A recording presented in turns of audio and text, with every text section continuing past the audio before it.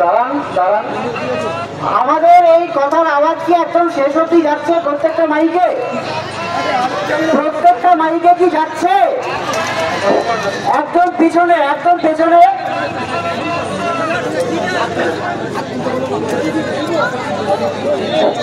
দেখুন, সবাইকে জানিয়ে দেওয়ার জন্য আমরা একটা কথা বলছি।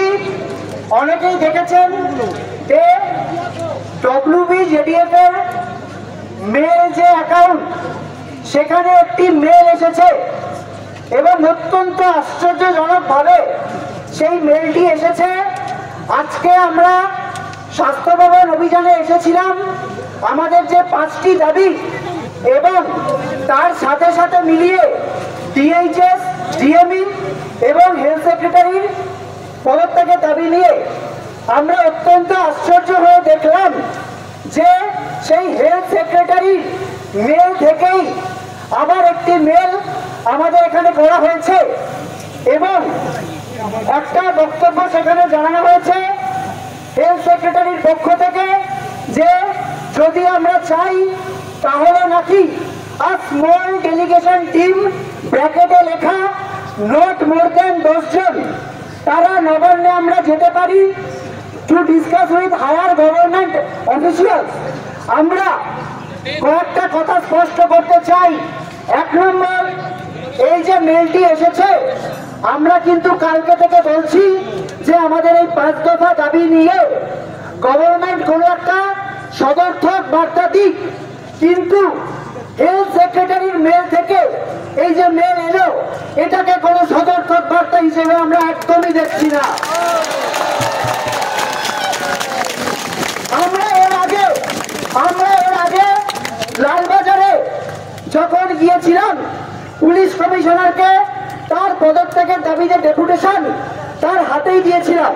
তখন তিনি কি বলেছিলেন যে আমার উচ্চতর কর্তৃপক্ষ যদি মনে করে আমার পদত্যাগ নেবে। গতকাল মুখ্যমন্ত্রী কি বললেন যে আমি পদত্যাগ ওনার নিতে চাইনি, কেননা পুজোর ভিড় সামলাতে সমস্যা হবে। এই যে মেল আজকে করা হয়েছে, সেই একই জিনিসের ছাপ আমরা দেখছি।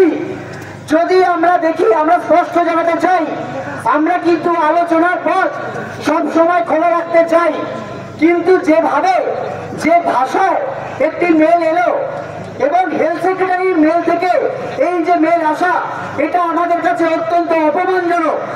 1 নম্বর।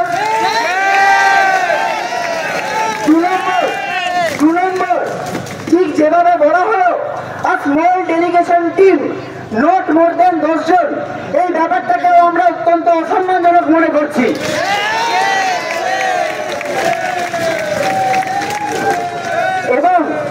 এবং আমাদের এখনো এটার বক্তব্য স্পষ্ট যে যেভাবে এই মেলটি এসেছে, এরপর দাঁড়িয়ে এই মেলের সাড়া দেওয়ার কোনো জায়গায় আমরা নেই। কিন্তু একথাটাই আমরা মনে করিয়ে দিতে চাই, যদি কোনোভাবে রাজ্য সরকার এরপরেও কোনো সদর্থক ভূমিকা রেখে কোনো সদিচ্ছার বার্তা জানান, যদি ঊর্ধ্বতন কর্তৃপক্ষ আমাদের এই 5টা দাবি যার কাছে গেলে আসলে সমস্যার সমাধান হবে বলে এই নিম্নতর কর্তৃপক্ষরা বলছেন, বিনীত গোয়েল জানিয়েছিলেন, DME, DHS বলছেন, যদি তাদের তরফে কোনো সদর্থক কোনো বার্তা আমরা পাই, তাহলে সেক্ষেত্রে আমরা কোথাও যাব কিনা সেটা